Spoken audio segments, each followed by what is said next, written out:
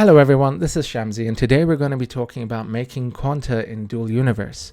Now, this is going to be a video split into two parts. The first is going to be how I make my money, and the second is going to be how I spend my money, and I feel both are equally important. And I do apologize if the thumbnail appeared a bit clickbaity, but I do mean it literally. I'm going to talk you through how I, as a solo player, without any kind of group activity, have been able to make millions and millions of quanta, and how I've also spent that quanta. And I'm doing that because I feel the market is able to bear extra people producing the way I do, and perhaps also benefit from it, with more people able to produce and to consume resources at the entry end. You know, as Mr. Anderson was told by Hugo Weaving's character in The Matrix, you know, we are the virus. If you want to butcher a quote from Jane Austen, it is a truth universally acknowledged that a solar system in possession of natural resources must be in want of humans. You know, if the History Channel and its learned band of eclectic scholars are to be believed, and we have been planted on this earth by some cosmic intelligence, or ancient astronaut as they call them, in some form of social experiment, this game isn't doing us any favors. You know, if a grey alien walks onto the bridge of a flying saucer to see what humanity is up to today, and sees that we've made a video game in which the earth is being destroyed and a desperate band of refugees cast out into the cosmos in search of a new home, you know, they might think, oh, do they build a utopia where justice and fairness reign, and dignity of living things is the most precious commodity in the universe? No, we strip mine every rock we can get our hands on, and then we build cubes of PvP to kill each other with over the proceeds of that mining. We're not doing ourselves any favors in the eyes of any potential alien overlord. So, you know, if you want to take your part in the utter devastation that is coming to this poor solar system as it is infected with humanity, then let's get straight into it. So the first part of the video, as I said, is about how I make my money. So I feel that the market is split into three main chapters.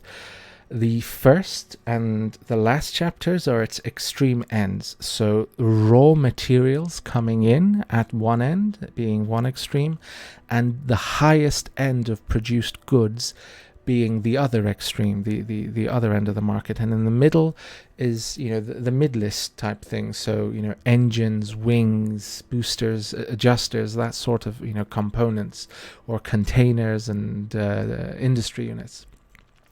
So my advice to anyone looking to make quanta from the industry of this game, or to make quanta at all in this game, is to focus on the two extremes of the market: the raw ore, completely unprocessed, and the highest level of processed goods in the game. So unfortunately, the game in its current iteration demands mining. The first step in the food chain of production in this game is mining. Now, in JC's interview with Marquis Dragon a couple of days ago, from the date of recording of this video, we know that new things are coming. We know that, you know, player-driven quests are coming, so new players can haul things and you know, join security ops or whatever. I know right now there are caravans going from planet to planet, trying to evade the space piracy that exists, and safety in numbers, and there are, you know, PvP escorts there. So there are already opportunities emerging to make money in ways unrelated to getting ore out of the ground.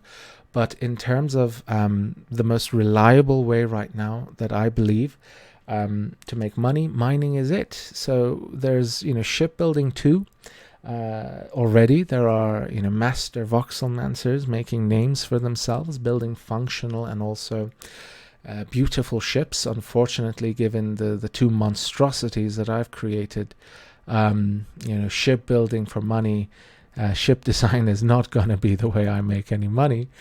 Plus, I'd want to make all of my designs freely available to the community anyway. But the way I approach making money is hitting the market at different times from two opposite ends. So let's talk about the difference between raw ore and pure ingots.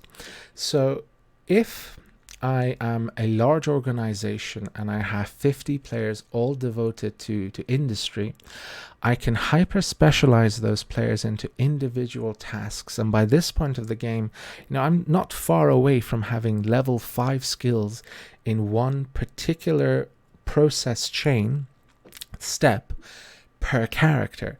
So if I look at the market here, and so this is why I suggest ignoring the middle part of the market. If I look for a large space engine, when I was selling these things at the start of the beta, I was selling them for about 300,000 to 400,000 quanta.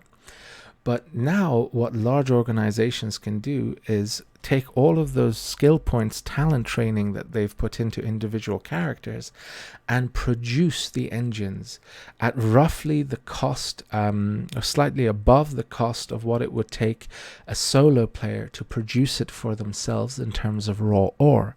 So if I'm a player looking to make money, making engines and selling them on the market, there is no possible way for me to compete as a solo player with a large organization, so I just ignore it. The only way I can think of to make money producing your own ship parts, now I'll come back and talk about this in part 2, but I make a lot of my own ship parts for personal use. But the only way I can think of to make money by producing ship parts is to put ships together, design them, build them, and sell completed ships at a markup that look good to other players. I know there's a Discord for ship creators who put their designs out there for sale. I'll put a link to that in the description of this video, to the Discord join link for that Discord. But if I am a solo player, I cannot compete with efficiency in large quantities of mid-list items that sell for a few 100,000 or 100,000 quanta. Also, large organizations, because they are able to hyper specialize, are able to get a lot more ingots out of their raw ore, and they're able to use a lot fewer of those ingots to get a lot more alloys and other products out. So in very few instances do large organizations find it financially viable to buy processed, say, hematite, because they can process it much better themselves. And so the people to whom you're not generally selling processed, carbon and hematite, this is all my personal experience, so do take it with a grain of salt, but the people to whom you're selling those are generally other players who need them in very limited quantities. The people who put up mass buy orders and buy large quantities generally buy large quantities of ore. Now they also run their own mining ops, so how much demand there is now for raw ore coming into the game, I would question at this point. I haven't looked into it that recently myself. I haven't been at a stage where I'm selling raw ore for a very long time, but I would look at various markets in Alioth and see, for instance, hematite, and see what the best buy orders are. So on Sanctuary, these look like bot buy orders here. But if I sort here by best price, 18 is the best price. Yeah, so selling it in marketplace 17 here for 16.10. So if I have, say, my personal inventory filled with 4,400 hematite, I'm able to get 55,000 quanta per trip to the market, and every couple of trips then makes me able to afford another couple of industry units. So the first step in the money producing part of selling ore into the market, focusing on the extreme entry end of only selling unprocessed ore, is The purpose of that is to be able to build your own industry to then be able to focus on the other end, which is selling super high-end process goods like territory scanners and warp drives, and I'll talk about that in just a little bit. So the other consideration when it comes to ore, for instance, is weight. So if you're trying to squeeze a bit more profit out of your goods by transporting them onto another planet to sell them, you should consider the cost of the weight of the items. So this is my quite empty tier 2 ore container, and I can see here that malachite costs 4 kilograms of weight per liter transported. But let's say, so as an experiment today, I took out some pure copper to Jago to put up for about 150 a unit. So if I just let the market details be seen here, I took 60,000 liters of copper out, which was a bit of a silly thing to do, but I wanted to see if it would sell, to see what happens. And I put it at, slightly below average prices overall, but slightly above the average of what was on the market at the time when I was there. But if I consider here, a liter of copper ingot weighs almost 9 kilograms. That's more than double what malachite costs. But if I search malachite, let's get rid of these, and find it on Jago, I find that it's selling for, okay, the lowest is 113. So it's more than, 2/3 of the price per liter, but it's less than half the weight per liter to transport raw malachite rather than raw ore. And this is untested, this is simply my opinion, but again, I think it's more likely for your ore to be sold because there are people there that are hyper specialized in getting the most out of the ore. So it actually, even though the price difference is the way it is, it might make more sense for them to buy the ore than the processed good. So and for reference, it cost me 113 warp cells. I had some other things in my inventory. I was taking a ship to for a person who I was giving a ship to, but that was quite a substantial amount. That's a day and a bit of my warp cell production gone because copper is so heavy, more than double the weight of malachite. So do consider profit per weight transported in interplanetary trades as well. So my advice is always focus on the ore end. And the other way in which I make money, the way I made money once my industry was set up, is here. So I have my extra large assemblers producing about 1.5 territory scanners every single day. If I fill the intake container of the ore with tier 1 and some tier 2, it takes mostly limestone, but also some chromite for the stainless steel, some natron and some malachite as well. So if I fill my intake containers with tier 2 in this automatic process that I have set up, so I think somewhere over here, there it is. I'm maintaining, although I've run out of stainless steel for the moment, the uncommon reinforced frame.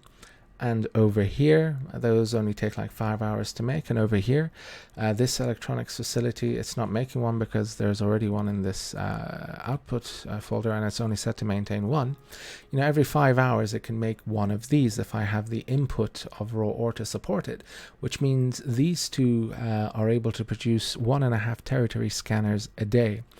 And then over here, I believe I'm making roughly one warp drive every day and a half through this process setup here. So if I was recommending to a new player how to ramp up their industry to be able to produce the extreme opposite end to the raw ore, the highly processed goods, the rocket fuel, the rocket fuel tanks, the rocket engines, the territory scanners, the warp drives, the super big ticket items, I would suggest picking one. So for instance, territory scanners, and putting about a week and a half of talent training into improving every step of the production of territory scanners that you can. So for instance, polycalcite plastic here is quite a big step. It takes 2401 polycalcite plastic, and then stainless steel is the next big consumption. It takes 2401 stainless steel to be able to produce the frame for the territory scanner. So I would try and get this number down even lower and get this number up even higher by investing talents into a specialized industrialist character, rather than what I have, which is a generalist industrialist character, with a goal of producing one high ticket item very efficiently. Now, if I look at the market, now it is the weekend right now, so prices are slightly down. So if you wait to the middle of the week, this is about where you would expect to be able to sell if you're a bit patient. You can make every day, you can make about 1.5 territory scanners. If I put in another extra large assembler here, these only take 5 hours to produce an item, and these take 27 hours to produce a territory scanner. So with this exact same setup, exact same pace at which I'm able to process raw ore into components, I'm able to perhaps produce 2.5 or even up to 3 territory scanners in a day. And if you're selling 9 million territory scanners, if you can play for 3 days a week, you're still accruing by going out and mining. You're still accruing roughly 18 million quanta in about 3 days. And the difficult part of this is setting this up, is setting the industry up. Now, I did record a full and complete guide in which I set up every single item here with every link and everything explained, and unfortunately it came out to about 2 hours. So it just even for me, who makes 50-minute build guides on ships, 2 hours is very long. And as my analytics on this channel are showing, people just aren't watching the longer videos. So I need to figure out how I'm going to remake that guide, perhaps in a serialized format, much more streamlined, where I basically go through and explain what's happening rather than showing myself building it. Trying to figure out a better way of putting that up in a way that's more palatable to an audience. So the hard part is setting this up. Getting from fresh login to this stage took me a long time. I do have a guide series about how you can accelerate that process quite considerably by being hyper focused into getting to this stage. But several days of play without making any money basically in profit in the game can bring you to a point where you have a setup like this. Now, you might not have a large static core, so this might be split up into 4 floors of a medium or a small static core. But if you have an industry setup like this, forget this for the moment. This is simply where I produce my warp cells from. If I'm just on Alioth and to get my malachite, if I'm just slow boating across to Thades, and to get my natron, if I'm slow boating it across to Madis to mine and then bring the ore back to Alioth. And we'll talk about that again as well in the second part of this video. If I'm just doing that and I don't need warp cells, I can forget all of this for the moment and then set up all of this industry, so that if I want to make anything, I can for my own personal use. And then I'm able to, say, devote 3 large, extra large, assemblers to producing territory scanners. Now, territory scanners, I have 9 for personal use, and I still want maybe 9 more. The game isn't at a place where that market is looking to be saturated. If enough large organizations crank them out in immense numbers, I still feel, now again, this is just a guess, but it's my guess, and take of it what you will, that even 100 territory scanners is still useful to a large organizations, because with it they can then outfit more mining ops, and they can have, say, 20 scout ships scanning 3 tiles at a time, which is better than having 5 scout ships scouting 3 tiles at a time with a territory scanner scanning them. And again, if you don't know what I mean by that, I mean, if I sit a ship right here in the intersection of 3 hexagons so that it clips through the border of each, and then I put a territory scanner on the corners of my static core, 1 in each territory, I can scan them all at one time. So I don't think the territory scanner market is going to be saturated, but I am hedging bets a little bit. I'm diversifying. I'm making warp drives and territory scanners in my own personal setup, but you can decide how you want to approach that yourselves. Now, the summary of this is, you can make money at the 2 extremes of this game. Processed goods like alloys and screws and hydraulics. Again, this is all just my own personal experience, a sample size of 1, so take of it what you will. They don't sell particularly well, because it's anyone who's buying them will generally have their own industry set up and are looking for a bit of a temporary boost. And so normally it's much better for them to buy ore much cheaper without the markup of the production going on onto the item, and then making the item themselves. And certainly that's true for large organizations. So I feel that there's money to be made quickly at the entry end of the market, and there's money to be made in large quantity at the highest end of produced goods in the market. So large radars, large railguns, large missiles, territory scanners, warp drives. If you're not warping around all over the place like I am, you can have your own warp cell production facility like this. There's a guide on my channel on how to build exactly this and sell these. These are like 15 grand each or more sometimes. So you're able to sell at the lowest end of the market and the highest end of the market. And if you can get to a place where you're producing 3 territory scanners in a day by mining tier 1 and tier 2 ore, then you're at a place where you're making 9 million quanta in a day, potentially, if you can wait a little for that money to come in. Or if you're selling it at 2.5, then you're making 7.5 million quanta in any given day of active play. So the second part of this video, and we are coming close to the end of it, the second part of this video, I just want to quickly talk about how I spend my money. And that is as important as how I make my money, because I don't have any drains on my money at all, because I spent the time in developing this infrastructure.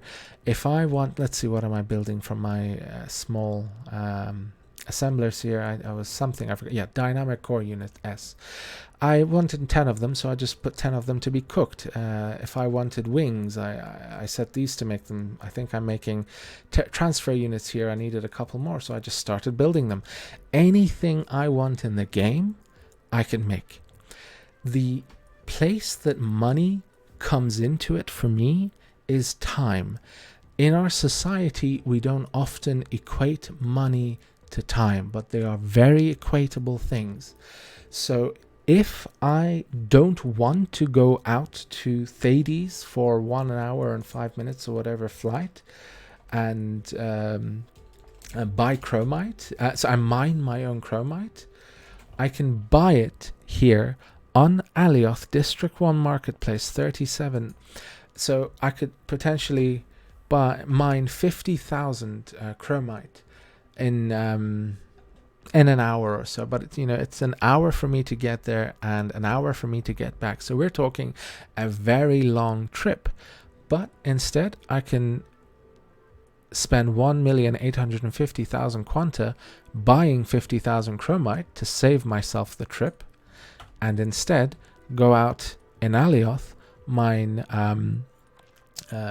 malachite and mine limestone, and you do need to seed this process with a bit of chromite and natron, just for instance to make the uncommon reinforced frame takes stainless steel, which takes chromite as a pure chromium to produce. So you do need to seed this for your first territory scanner, but after you've started making territory scanners to sell and are selling them at 3 million each, 50,000 chromite will last you quite a few territory scanners. So the profit margins there are still very large, even if you buy some of your ore, the most time consuming for you to produce. Or potentially, if you're living on Thades, it isn't the chromite that's the bottleneck, it's something else that you can buy there rather than on Alioth.